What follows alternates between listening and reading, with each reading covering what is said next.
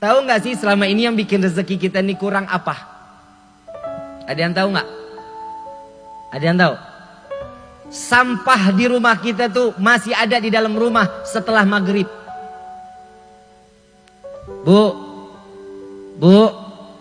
Pak, periksa jam 5 sore sampah kita masih ada nggak tuh di dalam rumah?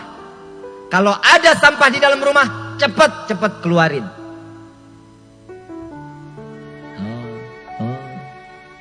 Ngaji, makanya ngaji. Sampah yang ada di dalam rumah nggak boleh terlihat.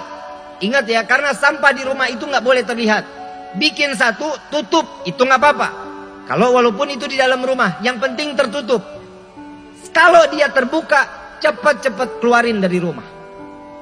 Jangan dibuang ke rumah tetangga ya, nggak boleh. Buang aja, taruh di depan rumah, taruh di luar. Kenapa? Karena itu yang membuat rezeki kita susah. Ini Nabi loh yang ngajarin. Kalau satu lagi, ini yang perawan biasanya nih.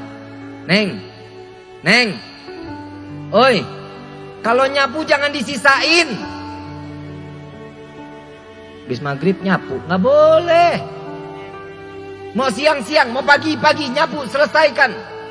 Ini kagak, nyapu, taruh di pojokan rumah. Itu mau ngapain berubah jadi duit?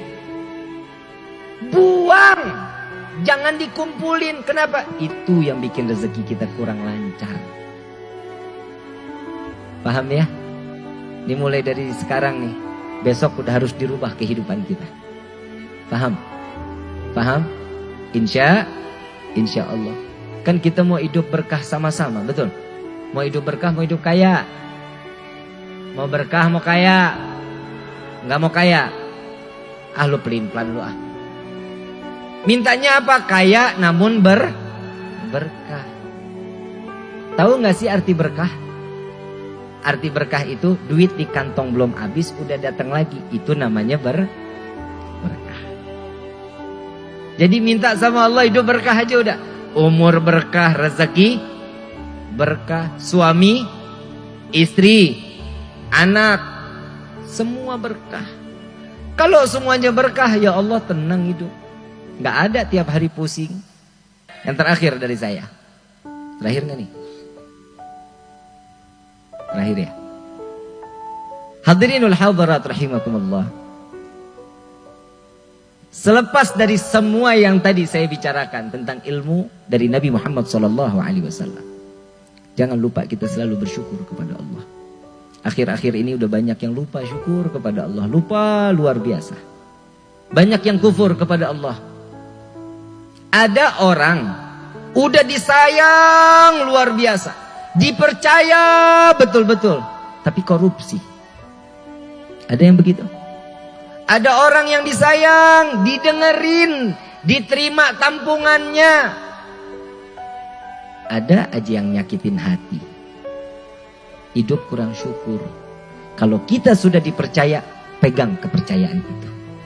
Jangan pernah yang sekali-kali, sekalipun 1000 perak, itu akan menjadi nyusahin kita di dunia, nyusahin kita di akhirat. Hati-hati, uang yang kita nggak tahu, diambil sama orang, itu namanya zalim. Tahu arti zalim? Tahu nggak arti zalim? Sesuatu yang ditempatkan bukan pada tempatnya. Bukan berarti menzalimi orang itu sampai sakit hati, bukan juga seperti itu, bukan. Zalim bukan yang pada tempatnya, sesuatu yang ditempatkan bukan pada tempatnya. Sekarang saya ceramah, duduk di atas panggung. Ini boleh. Saya didudukin di dalam dapur. Pantas nggak? Pantas nggak? Lu bilang pantas, kelewatan. Setiap apa yang sudah diberikan sama Allah, kita wajib syukur. Jangan pernah khianat kepada makhluk Allah.